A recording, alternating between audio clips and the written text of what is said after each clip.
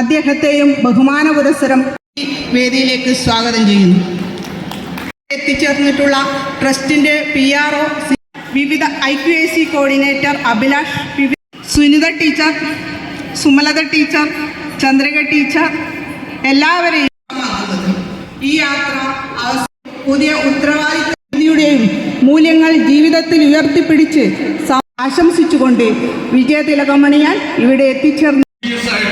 MSc physics ഈ കോളേജിൽ നടത്തിയ കേരളത്തിന്റെ പല ഭാഗങ്ങളിലുള്ള പ്രസിദ്ധ കോളേജുകളുടെ മാറി ബാനേഴ്സ് മുതൽ സേക്രഡ് ഹാർട്ട് വരെയുള്ള ഒരുപാട് കോളേജുകളിലെ ഉന്നത വിദ്യാഭ്യാസ രംഗത്ത്, ഹയർ എഡ്യൂക്കേഷൻ രംഗത്ത് വിദ്യാർത്ഥികൾ പഠിക്കാനില്ല എന്നുള്ള ഒരു അവസ്ഥ ഇന്ന് സംജാതമായിരിക്കുകയാണ്.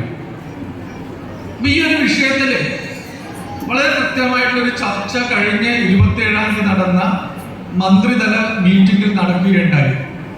കേരളത്തിലെ ഈ മേഖലയിൽ പ്രവർത്തിക്കുന്ന വിവിധ യൂണിയനുകളുടെ നേതാക്കളും ഹയർ എഡ്യൂക്കേഷൻ പ്രിൻസിപ്പൽ സെക്രട്ടറിയും മന്ത്രിയും DC-യും ഒക്കെ ചേർന്നൊരു മീറ്റിംഗിൽ എന്താണ് വിഷയം എന്ന് ആരായുകയുണ്ടായി.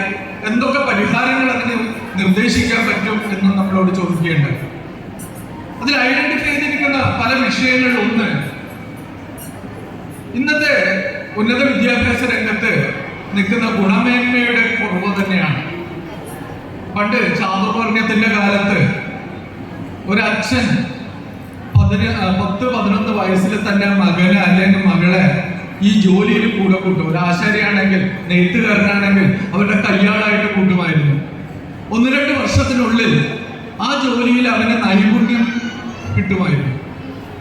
ആ നൈപുണ്യമാണ് അവനെ ആ മേഖലയിലെ ശക്തനായിട്ടുള്ള ഒരു തൊഴിലാളിയും ജീവിതമാർഗം കണ്ടെത്തുന്ന ഒരാളുമായിട്ട് മാറ്റിയിരിക്കുന്നത്. ഇന്നത്തെ വിദ്യാഭ്യാസ രംഗത്ത്, പ്രത്യേകിച്ച് ആർട്സ് ആൻഡ് സയൻസ് കോളേജുകളിൽ എത്രമാത്രം ഇങ്ങനെ ഒരു ഔട്ട്പുട്ട് നമുക്ക് ഉണ്ടാക്കാൻ പറ്റും എന്നുള്ള കാര്യത്തിൽ വളരെയധികം ആശങ്ക ഉണ്ടാക്കുന്നതാണ്.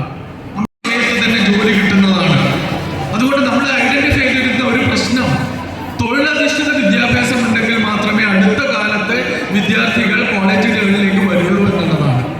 അതിനനുസരിച്ചുള്ള കരിക്കുലം നമുക്ക് മാറ്റേണ്ടതുണ്ട് എന്നുള്ള ശക്തമായിട്ടുള്ള ഒരു കാഴ്ചപ്പാട് അവിടെ വരികയുണ്ടായി.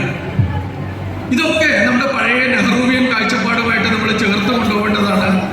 ഇന്ത്യക്ക് സ്വാതന്ത്ര്യം കിട്ടിക്കഴിഞ്ഞപ്പോൾ തകർന്നടിഞ്ഞ ഒരു സമ്പദ് വ്യവസ്ഥയും തകർന്നടിഞ്ഞ ഒരു ജനതയെയുമാണ് നെഹ്റു അഭിമുഖീകരിച്ചിട്ടുണ്ടായിരുന്നത്.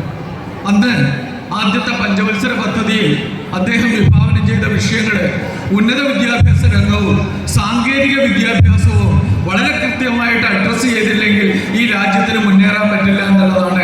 1952 IIT ഖരഗ്പൂർ സ്ഥാപിച്ചുകൊണ്ടാണ് അദ്ദേഹം വിദ്യാഭ്യാസ രംഗത്ത് മാറ്റങ്ങൾ ഉണ്ടാക്കിയത്.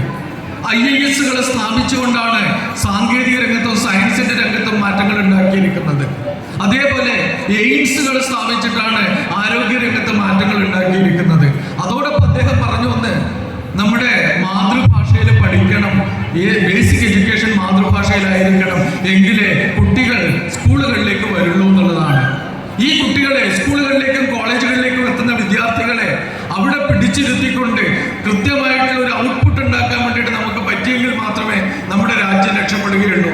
അവിടെ നമ്മുടെ ഈ ഗ്രാജുവേറ്റ് എന്നുള്ള ആൾക്കാരെ നമുക്ക് വരുമ്പോഴും സമൂഹത്തെ അച്ഛനും അമ്മയും കാരണം ഈ സമൂഹത്തിലാണ് നമ്മൾ പ്രവർത്തിക്കേണ്ടത്. എന്തുകൊണ്ട് ഒരു വിദ്യാഭ്യാസ സ്ഥാപനത്തിൽ പഠിപ്പിക്കുന്ന ആ വിദ്യാർത്ഥിയെക്കാളും കൃത്യമായിട്ട് സമൂഹം എന്ന് പറയുന്ന